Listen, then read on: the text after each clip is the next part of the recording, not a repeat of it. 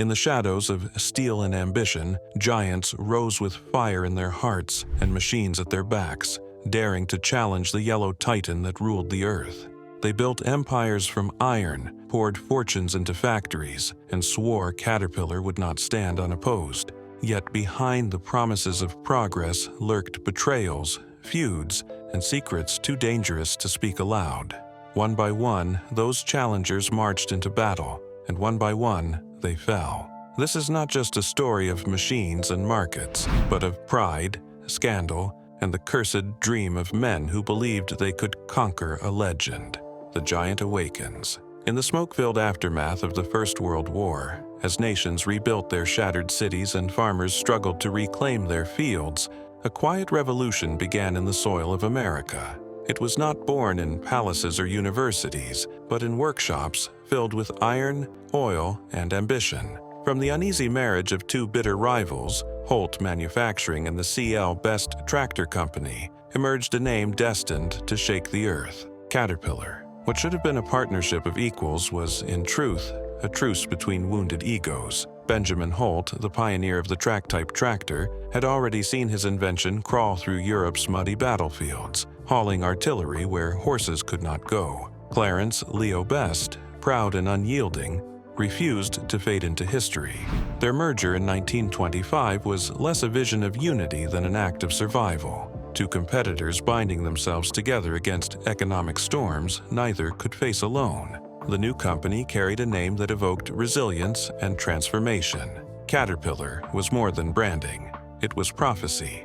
Holt's early tractors, nicknamed for their slow, steady crawl, had proven themselves indispensable in war and reconstruction. The world now looked toward machines that could reshape continents, and Caterpillar positioned itself as the architect of that mechanized future. Yet behind the golden promise lay fragile foundations. The merger left tensions unresolved. Old loyalties divided engineers. Managers whispered of conflicting strategies, and investors questioned whether the company could truly balance innovation with stability. Then came the Great Depression, a storm that threatened to crush even the strongest of industries. Farms went bankrupt, governments froze spending, and thousands of factories fell silent.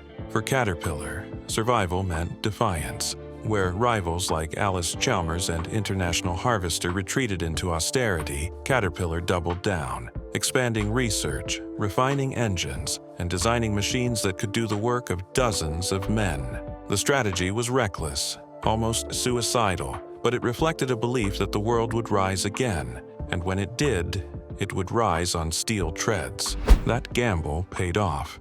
As Roosevelt's New Deal launched monumental public works, the Hoover Dam, vast highways, sprawling airfields, Caterpillar's yellow machines became living symbols of recovery. They carved rivers into concrete veins, reshaped landscapes into monuments of progress, and announced to the world that the age of the horse was dead. By the late 1930s, Caterpillar had transcended agriculture. It had become the machinery of civilization itself.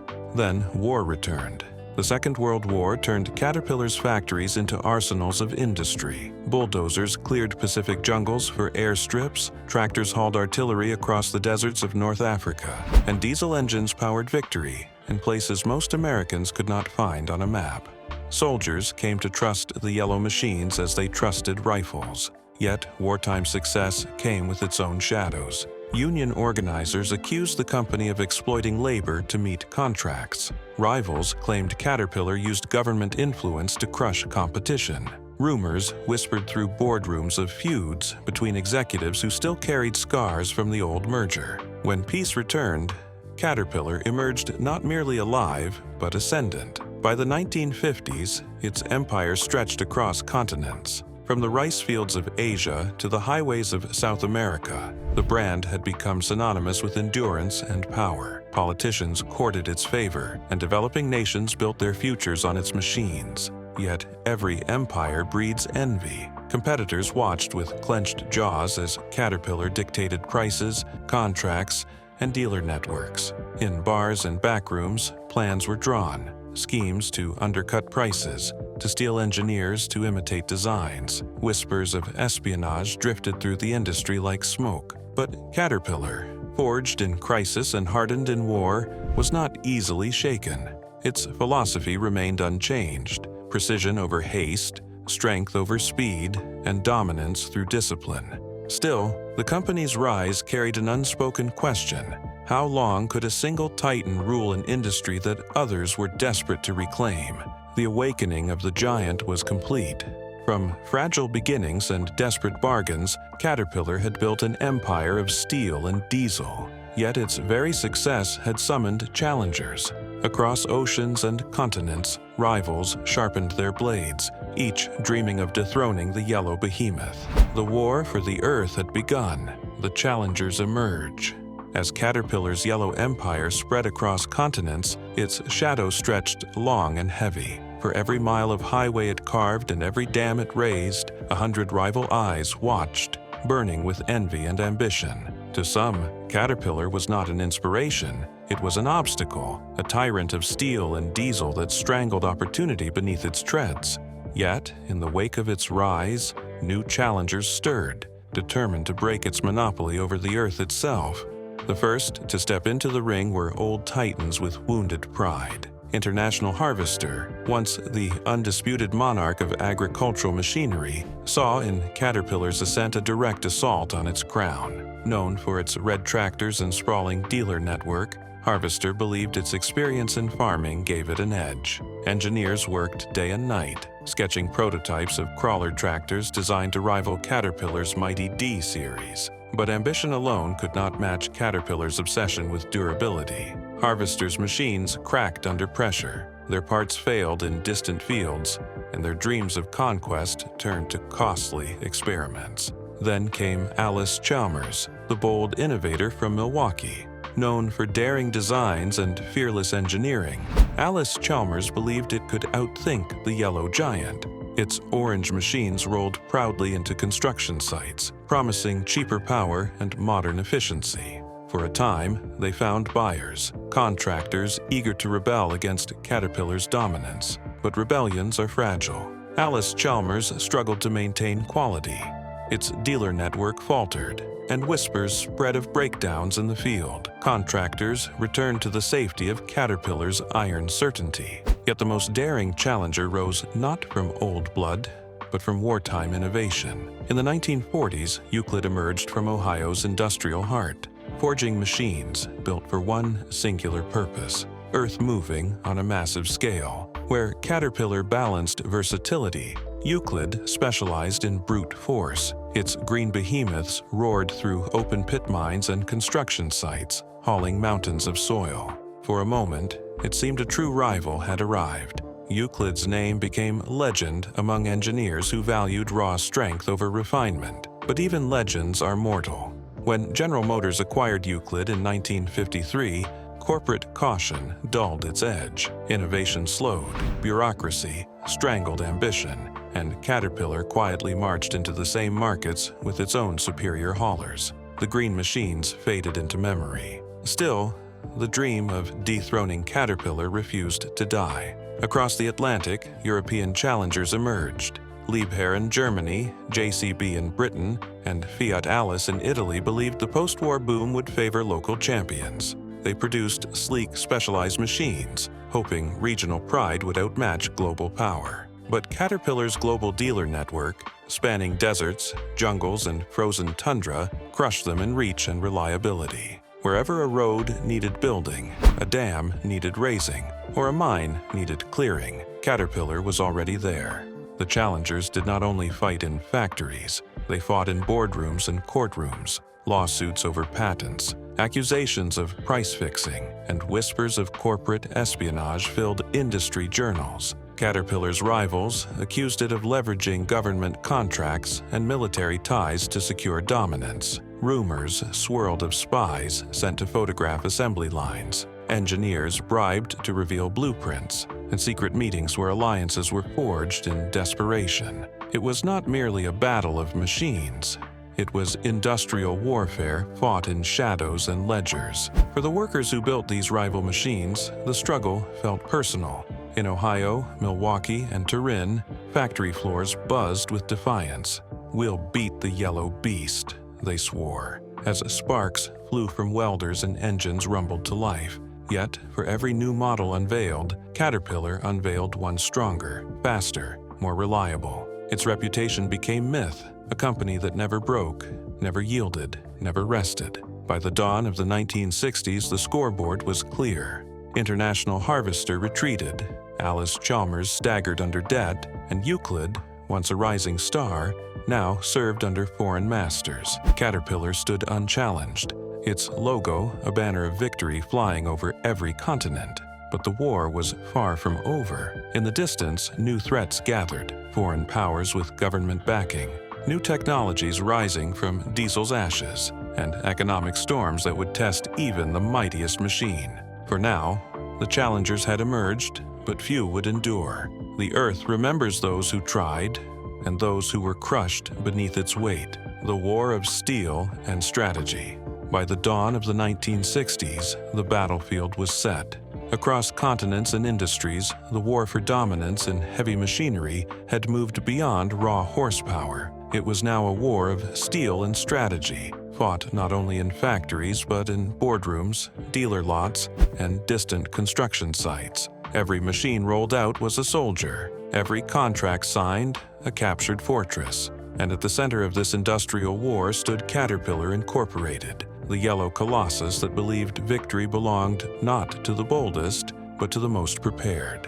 For Caterpillar, steel was only half the weapon. The other was strategy, a doctrine forged through crisis and sharpened by opportunity. The company's engineers perfected designs for machines that could endure extremes of climate and abuse, bulldozers that conquered jungles, graders that carved roads through deserts, and engines that roared across frozen tundra without faltering.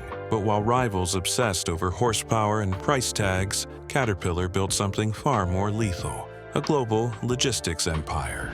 Its parts distribution network became a marvel of precision, ensuring that a machine broken in Africa could be repaired within days, while competitors' equipment languished for months. Rivals soon realized they were not fighting a manufacturer, they were fighting a system. Caterpillar trained mechanics across continents, nurtured dealers like generals in a far-flung army, and instilled loyalty with promises of reliability that bordered on religion. To challenge such an empire required not just engineering brilliance but flawless execution, and few possessed both. International Harvester tried to fight fire with fire. Its engineers developed the TD series crawlers, hoping to carve a share of the construction market. The machines were powerful, yet plagued by reliability issues. Bolts sheared, transmissions failed, and operators cursed their fragility. Harvesters' boardrooms grew tense as losses mounted, their once proud brand reduced to a shadow in the earth-moving arena. Alice Chalmers, meanwhile, gambled on innovation. They unveiled experimental hydraulics, new track systems, and lighter frames to undercut Caterpillar's cost. But innovation, rushed and underfunded, turned to weakness. Field failures spread, and customers who once flirted with orange machines returned to the yellow certainty of Caterpillar. Then came General Motors' Euclid division, the fiercest challenger of the decade. Backed by GM's capital and reputation, Euclid's massive dump trucks and haulers dominated mines and quarries. Their bold green fleets threatened to chip away at Caterpillar's supremacy in heavy transport. For a time, it seemed the balance might shift, yet Caterpillar answered with a master stroke of strategy: the introduction of its own line of off-highway trucks, built with the same obsessive durability as its dozers. Within years, Euclid's market share began to bleed. By the late 1960s, antitrust pressures forced GM to divest, and Euclid fell into foreign hands. Its challenge blunted, its empire fragmented. The war was not just industrial, it was psychological. Caterpillar's marketing told stories of resilience and conquest, of machines that never quit. Glossy ads showed bulldozers pushing through monsoons, loaders rising from floods, engines roaring in the shadow of war. Each image whispered the same message: you can trust the yellow iron. For contractors choosing between survival and ruin, that message was gospel. Yet behind the victories, the cost of war was steep. Caterpillar's relentless march demanded precision, discipline, and sacrifice. Engineers labored under crushing deadlines, dealers faced impossible quotas, and unions clashed with management over wages and working conditions. Rumors of burnout, feuds, and espionage rippled through the industry. In one whispered tale, a rival executive allegedly paid an informant to photograph Caterpillar's secret prototypes, only to discover the company had deliberately planted decoys to expose the spy. By the close of the 1970s, Caterpillar's position seemed impregnable. Its machines dominated construction, mining, agriculture, and defense. Rivals who once boasted of revolution now fought for survival, merging, collapsing, or fading into obscurity. The battlefield of steel had been conquered, but victory carried its own peril. Success bred arrogance, and hidden within the machinery of dominance were the seeds of future crisis. For the challengers, defeat was bitter. For Caterpillar, triumph was fragile. The war of steel and strategy had been won, but the empire would soon face storms no amount of planning could contain. Scandals, strikes, and shattered ambitions. By the dawn of the 1960s, the battlefield was set. Across continents and industries, the war for dominance in heavy machinery had moved beyond raw horsepower. It was now a war of steel and strategy, fought not only in factories but in boardrooms, dealer lots, and distant construction sites. Every machine rolled out was a soldier, every contract signed a captured fortress, and at the center of this industrial war stood Caterpillar Incorporated, the yellow colossus that believed victory belonged not to the boldest, but to the most prepared. For Caterpillar, steel was only half the weapon. The other was strategy, a doctrine forged through crisis and sharpened by opportunity. The company's engineers perfected designs for machines that could endure extremes of climate and abuse, bulldozers that conquered jungles, graders that carved roads through deserts, and engines that roared across frozen tundra without faltering. But while rivals obsessed over horsepower and price tags, Caterpillar built something far more lethal: a global logistics empire. Its parts distribution network became a marvel of precision, ensuring that a machine broken in Africa could be repaired within days, while competitors' equipment languished for months. Rivals soon realized they were not fighting a manufacturer. They were fighting a system. Caterpillar trained mechanics across continents, nurtured dealers like generals in a far-flung army, and instilled loyalty with promises of reliability that bordered on religion. To challenge such an empire required not just engineering brilliance, but flawless execution, and few possessed both. International Harvester tried to fight fire with fire. Its engineers developed the TD series crawlers, hoping to carve a share of the construction market. The machines were powerful, yet plagued by reliability issues. Bolts sheared, transmissions failed, and operators cursed their fragility. Harvester's boardrooms grew tense as losses mounted, their once proud brand reduced to a shadow in the earth-moving arena. Alice Chalmers, meanwhile, gambled on innovation. They unveiled experimental hydraulics, new track systems, and lighter frames to undercut Caterpillar's cost. But innovation, rushed and underfunded, turned to weakness. Field failures spread, and customers who once flirted with orange machines returned to the yellow certainty of Caterpillar. Then came General Motors' Euclid division, the fiercest challenger of the decade. Backed by GM's capital and reputation, Euclid's massive dump trucks and haulers dominated mines and quarries. Their bold green fleets threatened to chip away at Caterpillar's supremacy in heavy transport.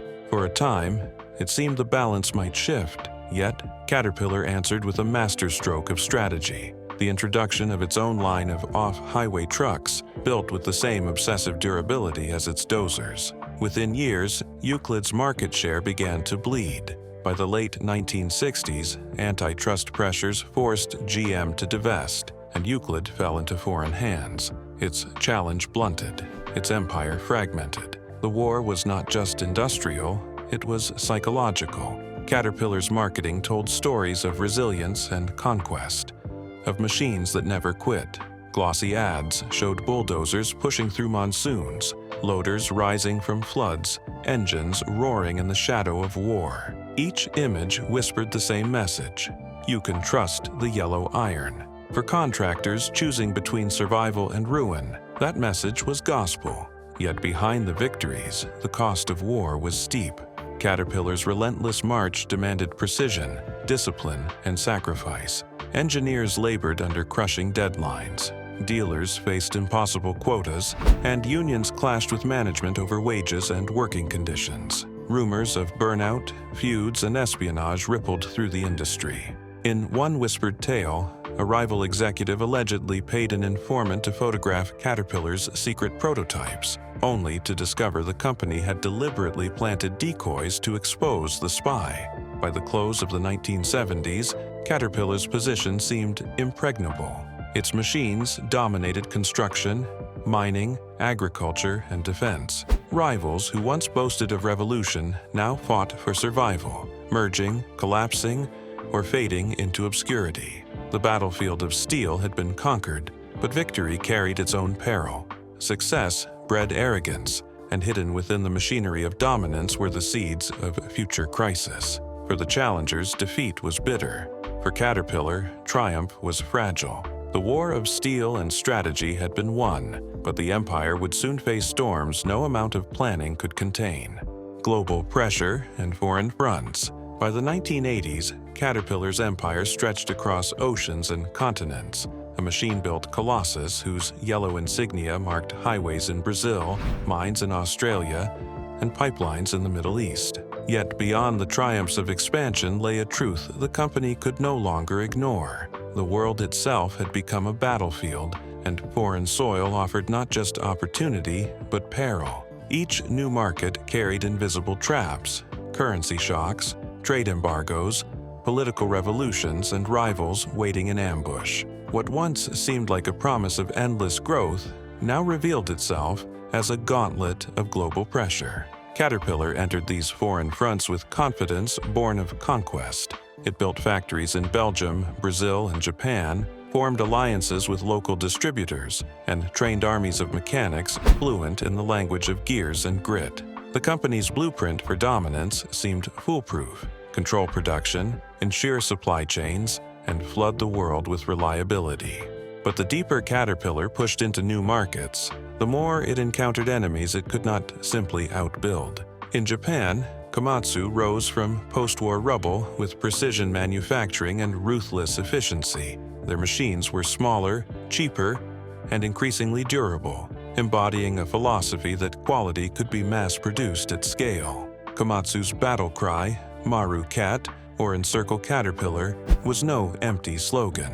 They studied Caterpillar's service model, reverse-engineered its parts, and matched its performance while undercutting its prices. In Asia and Africa, Komatsu's advance became a siege, one that forced Caterpillar to fight on unfamiliar ground where loyalty was fleeting and brand mythology meant little to contractors seeking affordability. Meanwhile, in Europe, feuds, the offspring of an uneasy marriage between Italian ambition and American engineering, tried to seize the middle ground. They promised adaptability, speed, and style, but their alliance was fractured by conflicting visions and financial strain. Dealers complained of inconsistent support, and equipment often failed under heavy loads. While feuds sought to challenge the throne, it soon found itself drowning in debt, its ambitions undone by the very complexity it hoped would grant it strength. The battlefield stretched into the oil-rich sands of the Middle East and the jungles of South America, where governments, flushed with petrodollars and aid, demanded fleets of machines for monumental projects. Caterpillar saw these contracts as crowns of conquest, but the rewards came laced with risk. Currency devaluations devoured profits overnight, and shifting political alliances turned yesterday's partners into tomorrow's enemies. In some nations, factories were seized, supply lines disrupted, and shipments stranded in ports by embargo or war. The global empire, once a symbol of stability, now trembled under forces it could not command. Economic winds turned hostile. The soaring dollar made American exports painfully expensive, allowing foreign rivals to swarm into markets where Caterpillar had once ruled uncontested. Reports of lost bids, shuttered plants, and dealer unrest echoed through boardrooms in Peoria. Executives debated strategies, slash costs or double down on innovation, retreat or fight harder. Pride refused surrender. Caterpillar launched new product lines, expanded service guarantees, and poured millions into global marketing campaigns proclaiming, "We build what the world needs." Yet, beneath the confident slogans lay anxiety, the sense that the empire's golden armor was beginning to crack. The global fronts were not just commercial, they were cultural wars. In Asia, loyalty was won not with slogans, but with patience and partnership. In Europe, regulators imposed rules that strangled profit margins. In Latin America, corruption and instability turned contracts into gambles. Each region demanded a different strategy, and every misstep became ammunition for rivals. For the first time, Caterpillar could not dictate the terms of war. It had to adapt or be outmaneuvered. By the decade's end, the once invincible empire faced a siege without borders. Profits dwindled. Labor unrest simmered, and whispers of arrogance haunted executives who had believed the world would bow to yellow steel forever. The challengers, Komatsu foremost among them, were no longer shadows but equals, clawing away at Caterpillar's global crown. The company that had once conquered continents now found itself fighting for every inch of ground it had claimed. The foreign fronts had delivered glory, but also exhaustion. And as the 1980s faded into the storm of the next decade, Caterpillar would discover that the most dangerous battles were no longer fought abroad, but within its own walls. The dominoes fall. The 1980s had tested Caterpillar's empire, but the early 1990s would push it to the brink. What had once been a story of unshakable dominance began to unravel, not in one dramatic collapse, but in a slow, merciless chain reaction. A fall of dominoes that revealed just how fragile even the mightiest machine could be. Markets shifted, currencies collapsed, rivals tightened their grip, and within Caterpillar's own ranks, fractures widened into chasms. For decades, the company had preached reliability as its creed, but now it faced the unrelenting truth. Reliability meant little if the empire itself buckled under its own weight. The first domino fell with the global recession. Projects stalled, governments canceled contracts, and demand for heavy machinery withered. Caterpillar's plants, once roaring with the sound of endless production, stood eerily quiet. Thousands of workers were laid off, and unemployment lines in the Midwest swelled with the men and women who had built the yellow iron. Union anger boiled into open confrontation. Strikes paralyzed factories, picket lines stretched for miles, and management dug in, refusing to yield to demands that threatened already thin margins. The once proud image of Caterpillar as the builder of nations was now overshadowed by nightly news broadcasts showing scuffles between police and striking workers outside locked gates. Rivals seized the opportunity. Komatsu, now emboldened, flooded the market with machines that matched Caterpillar's durability but came at lower cost. Contractors, weary of strikes and part shortages, turned to Japanese suppliers, convinced that the old giant had finally begun to stumble. In Europe, Volvo and Liebherr found new footholds, offering precision engineering and aggressive financing that undercut Caterpillar's position. Dealers, once loyal to Peoria's gospel, quietly hedged their bets, adding rival lines to their lots. The empire of loyalty Caterpillar had spent decades cultivating was eroding, one silent defection at a time. Inside Caterpillar's boardrooms, the mood turned poisonous. Executives clashed over strategy, some arguing for austerity and consolidation, others demanding bold expansion to outpace the rivals. Accusations of mismanagement leaked to the press, and whispers of corruption and favoritism tainted the company's reputation. A particularly damaging rumor suggested that executives had ignored early warnings about Komatsu's rise, dismissing the Japanese firm as a minor nuisance until it was too late.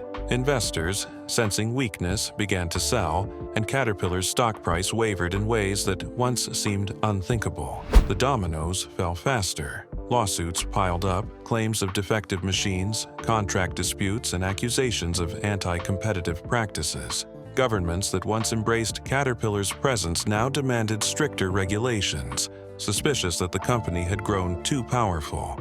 In Latin America, currency crises shredded profit margins, turning once profitable ventures into financial disasters overnight.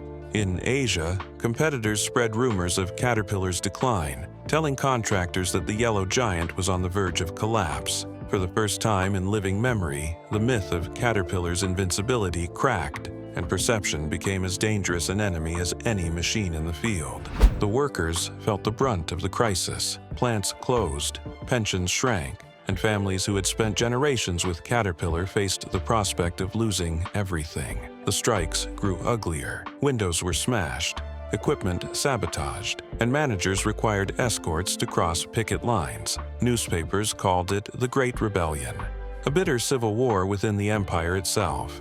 Caterpillar, which had survived wars and depressions, now seemed at risk of destroying itself from within. Yet amid the chaos, there remained a grim determination. Caterpillar refused to bow, even as domino after domino crashed to the ground. The company tightened its operations, forced through brutal cost-cutting measures, and gambled on new technologies that might restore its edge. Its leaders knew the storm could not last forever, but they also knew survival would demand sacrifices that scarred the company's identity for decades to come. The fall of dominoes was not just the collapse of profits or contracts. It was the erosion of trust, the unraveling of myths, and the revelation that even giants can bleed. The challengers circled, the workers raged, and the empire tottered. For Caterpillar, the 1990s would not be remembered as a decade of conquest, but as a crucible, a trial by fire that threatened to reduce its empire to rubble. The only question left was whether the giant could rise again, or whether it had finally set the stage for its own demise. The cursed dream, lies, losses, and the ghosts of giants. By the dawn of the new millennium, the empire that once shook the earth with iron and ambition found itself haunted, not by its rivals, but by the very ghosts it had created. The dream of domination, forged in steel and fire, had curdled into a curse. Caterpillar had outlived the challengers who dared to rise against it: Euclid, Alice Chalmers, Terex, and so many nameless others. But victory came at a price no balance sheet could record. Beneath the gold of its profits lay a graveyard of broken promises, fallen workers, and the echoes of dreams crushed beneath the treads of its machines. The curse began with pride. For decades, Caterpillar had preached endurance, yet behind the polished ads and smiling executives, the company wrestled with a sickness it refused to name, the weight of its own legend. Scandals trickled from the cracks like oil from an overworked engine. Whispers of bribery and foreign contracts, of safety reports buried to meet production targets, of executives rewarded for silence rather than truth. In South America, journalists uncovered allegations that Caterpillar's equipment had been used in the hands of regimes to uproot villages in the name of progress. In Asia, lawsuits surfaced claiming defective engines had caused catastrophic failures on billion-dollar projects. The company denied everything, yet each denial only deepened the shadows. Inside its boardrooms, ambition turned to paranoia. Leaders obsessed over market share, demanding impossible targets that pushed factories and workers to the edge. Cost-cutting became a creed, and loyalty was measured not in years of service but in the willingness to sacrifice ethics for quarterly gains. Old employees whispered of a black ledger, a hidden record of settlements, accidents, and unspoken compromises made in the name of dominance. The myth of a benevolent giant had fractured, revealing a machine that could not stop moving, even if it crushed its own beneath the weight of progress. The ghosts of the fallen challengers seemed to linger, mocking from the shadows. Alice Chalmers, once a titan, had been dissected and sold. Euclid's green machines lay rusting in forgotten yards. International Harvester's red banners had faded into memory. Each company had fought, clawed, and bled to survive against the yellow behemoth, and each had fallen, not just to Caterpillar's strength, but to the same sickness of overreach, hubris, and unrelenting ambition. The battlefield was littered with their remains, and Caterpillar walked through it alone, the last giant standing in a graveyard it helped create. But the curse did not rest. The 2000s brought new accusations: environmental negligence, tax avoidance schemes, and insider trading investigations. In one of the most infamous scandals, federal agents raided Caterpillar's Illinois headquarters, seizing documents tied to offshore profits and accounting manipulations. Executives maintained innocence, yet shareholders trembled, and the public began to question whether the yellow paint still symbolized strength or greed. Meanwhile, workers spoke of declining morale, of safety corners cut to meet impossible quotas, of pensions eroded while executives reaped millions in bonuses. The company that once built the world now seemed built upon the bones of those it left behind. Even the heirs of the founders were not spared. Families torn apart by lawsuits and inheritance battles, descendants feuding over the legacy of men who had dreamed of machines that would serve mankind. Letters and memoirs unearthed from dusty archives told stories of regret, of pioneers who had envisioned progress but lived to see corporations worship profits above purpose. The dream that began in mud and machinery had turned into a labyrinth of lies, where truth was bartered like steel and the past refused to stay buried. And yet, despite every ghost and scandal, Caterpillar endured. Its machines still thundered across deserts and jungles, building nations even as they carried the sins of their maker. Perhaps endurance was its final curse, to live forever, never forgiven, never forgotten. The Yellow Titan had conquered every rival, but in doing so, it had become something else entirely. Not a builder of dreams, but a monument to the peril of unchecked ambition. The curse of the giant was not its fall, but its survival. In the silence that followed decades of war, scandal, and triumph, one truth remained: the earth remembers. The trenches dug by Caterpillar's blades were not just in soil, but in history, etched deep with the weight of every lie, every loss, every soul consumed in the relentless pursuit of the dream.